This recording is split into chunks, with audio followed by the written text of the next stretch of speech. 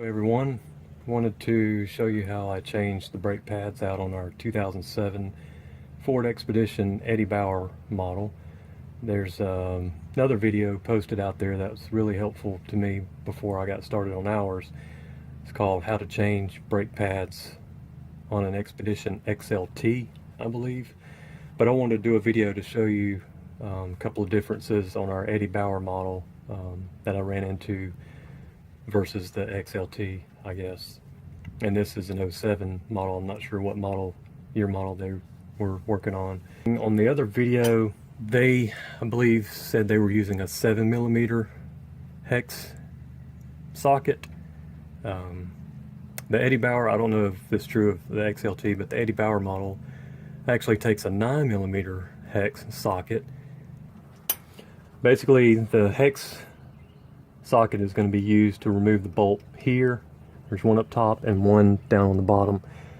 There's a plastic cap, dust cap. You just simply pull it off with your fingers. It comes out really easily. And first of all, we're going to take off this retaining clip here. Obviously, I've already removed the wheel and rolled that out of the way. I just wanted to show a couple of differences when I started tackling our brakes.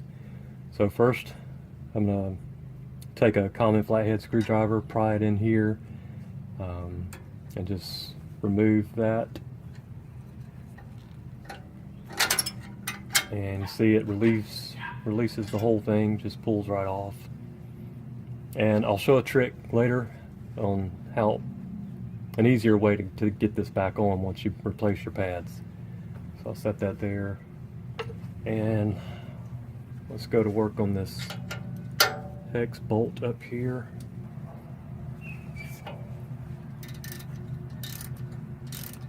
Once you break it free, you can do the rest by hand.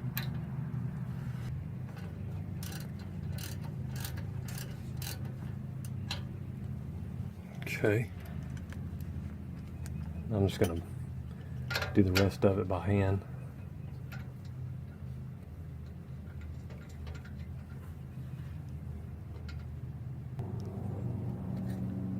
Okay, once you get those going pretty good, they slide right out, so I'm going to set this to the side so we don't lose it. Now, hopefully I can do this without messing up the video.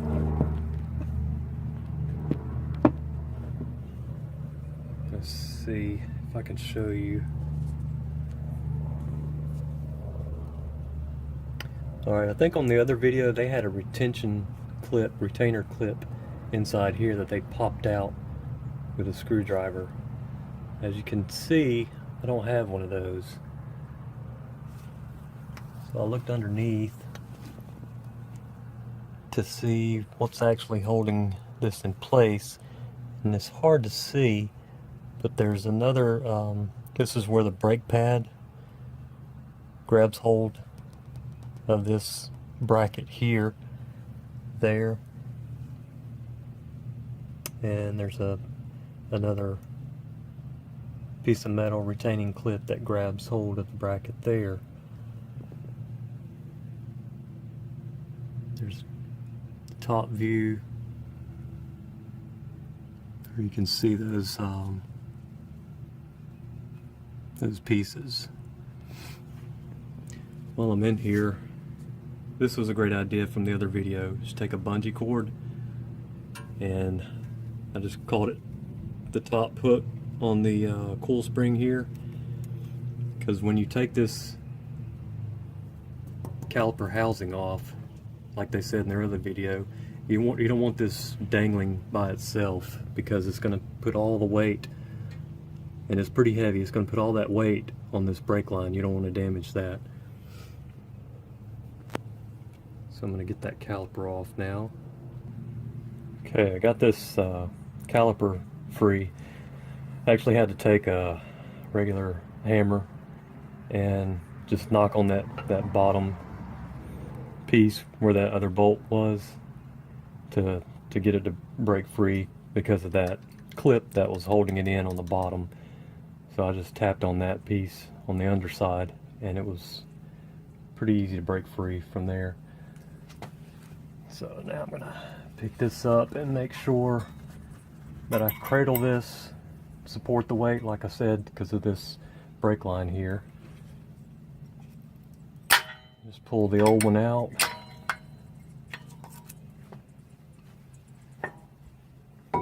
And this is where the handy little bungee strap comes in.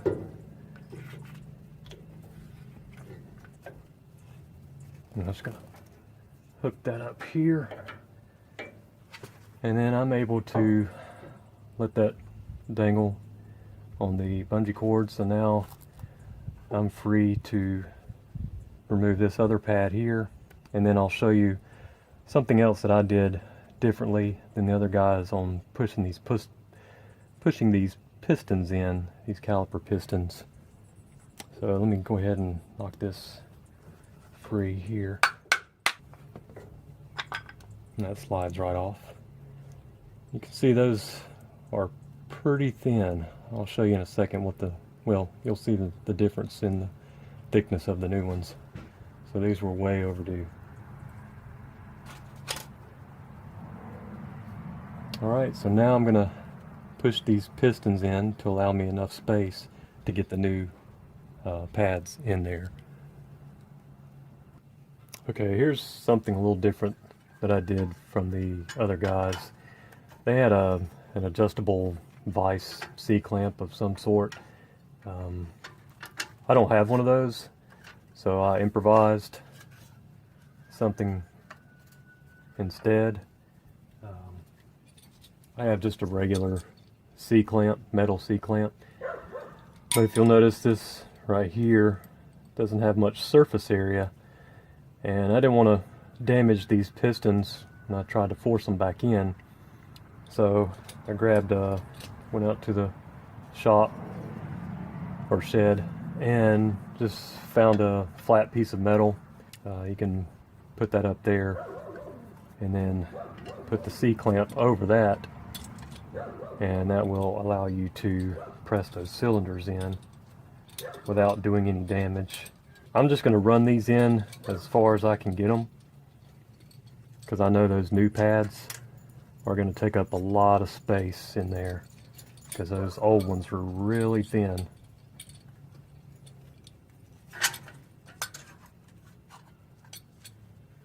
So now I'm just going to tighten that up on there. Make sure I'm sturdy on top. Alright, snug, and it's just a matter of simply turning that clamp down.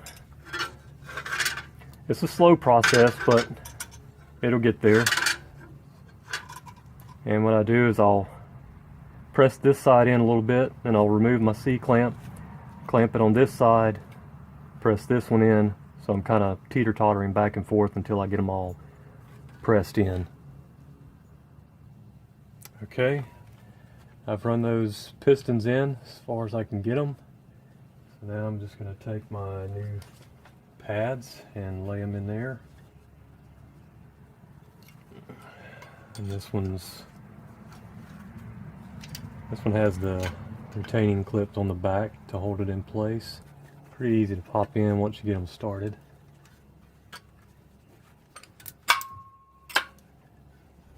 And I put some silicone grease on those, just like the guys said in the other video. Okay, there's that one.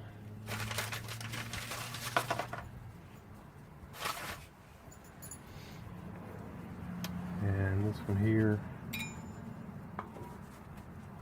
Just lay it in here for now. Okay, so that part's done. Now, I want to show you something else that the other guys, I don't know if they maybe just didn't include it in their video for time's sake. Let me see if I can do this so you can see exactly what I'm talking about. Okay, it's going to be kind of hard because they're kind of dirty right now.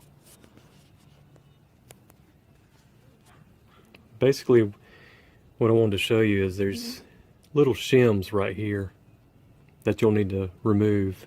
My set of pads came with new pieces in a little bag here. I'll pull one out so you can see what they look like new. So they're just little metal shims that clip on.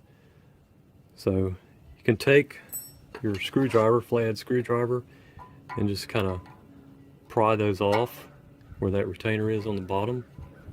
But you want to wear some safety goggles when you're doing this, because I did have one of these fly off. Fortunately, it flew away from my face, but they will fly off. So just be careful when you're removing these little shims. So I'm going to go ahead and replace those. Got the shims installed now, and you can see the new pieces right there and right there. There's two on each side. So the ones on the back side, they were a little bit of a booger to get to. Okay, I got the caliper slid back on. You can see those nice shiny clips from the new pads. You just have to make sure you get those, just pry those out with your flathead screwdriver to get that all slid in place.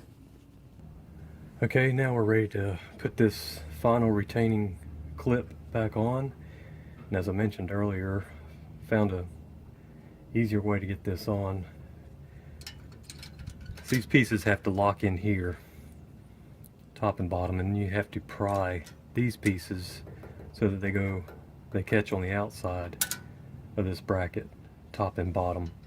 So what I decided to do is hook this onto this outer lip, hook it onto the bracket up top, secure this top, and you'll see there's a little groove that catches in there like that. And then what I do at the bottom is I take and grab that clip at the bottom, push it into place, and you see I've got to force this back into this hole here. So I'm going to slip my glove on, and while I'm holding this bottom piece in place, I'm just going to simply push or pull back. Probably wouldn't be a bad idea to wear gloves on both hands for this. And there it is. That's it. You're good to go. So everything is on place. Last step, run your bolts back through, top and bottom, tighten them down with your hex head socket, and that should be it. And then mount your wheel back on. That's pretty much it. So I just wanted to show a couple of differences in our Eddie Bauer model versus the XLT, I guess. Alright, thanks for watching.